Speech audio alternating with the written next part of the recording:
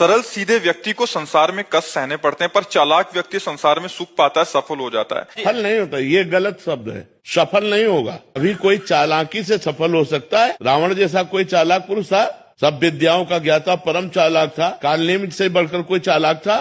पूरी संजीवनी बूटी जैसी ही द्रोणागिरी में हर औषधि को कर दिया और साधु बनकर बैठ गया। हनुमान जी ने मार डाला, राम जी ने रावण को मार डाला, रहा न को कुल रोवन यारा। चालाक पुरुष सफल कैसे हो सकता? नहीं, सीधा सरल पुरुष कष्ट पा सकता है, पर सफल सीधा सरल सच्चाई पर चलने वाला हो। जैसे धर्मराज युधिष्ठिर बिल्कुल सीधे थे, यहाँ तक इतने सीधे थे कि युद्ध क्षेत्र में कल कौन सी रणनीति है वो जाके दुर्योधन सीधे पूछ लेता था। भ्राताश्री कल कौन सा चक्रव्यूह रचना है वो बता देते थे। इसीलिए भगवान दो बैठक करते थे, एक युधिष्ठिर के साथ और एक युधिष्ठिर से अलग। युधिष्ठिर के साथ जो बैठक की वो चक्रव्यूह रचना ही नहीं होगी, क्योंकि वो दुर्योधन को पता हो। इतने सरल थे कि वो आके पूछ लेते, वो पूरी बात बता देते थे। तो आप देखो विनाश किसका हुआ? चतुर चालाक, जिसके साथ शकुनी, दुशासन, कर्ण, दुर्योधन के साथ इतने चालाकी की हद थे ये लोग। तो क्या ये लोग सफल हुए?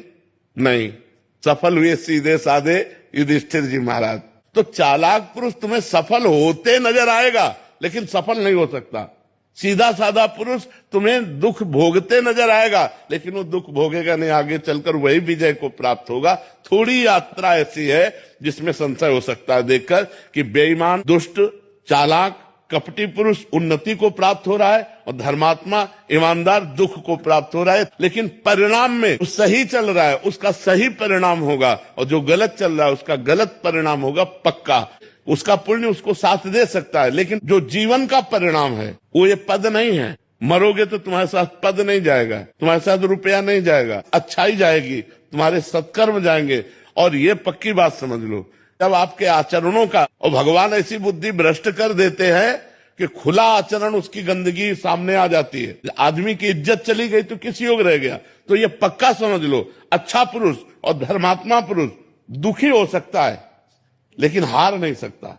विजय को वही प्राप्त होगा, ये निश्चित बात है। सामने से तो बहुत सुंदर दिखाई दे रहे और पीछे जो पाप कर रहे तो मालिक देख रहा है, उसका हिसाब मालिक करेगा। मालिक की दुकान में है सबका जीवन खाता, पाई भर का भी चूक नहीं होती हमारे मालिक से।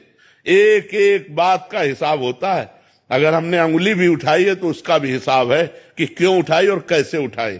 परमात्मा सबको देख रहा है, इसलिए ये मत जानो कि कोई देख नहीं रहा है, हम अच्छाई कर रहे हैं, हमें बुराई पर बुराई मिलती चली जा रही, कोई हमारे देख नहीं। परमात्मा देख रहा है। और जो एक है कि मैं छल कपट बुराई से बढ़ रहा हूं, तो देख लेना तुम नष्ट हो जाओगे।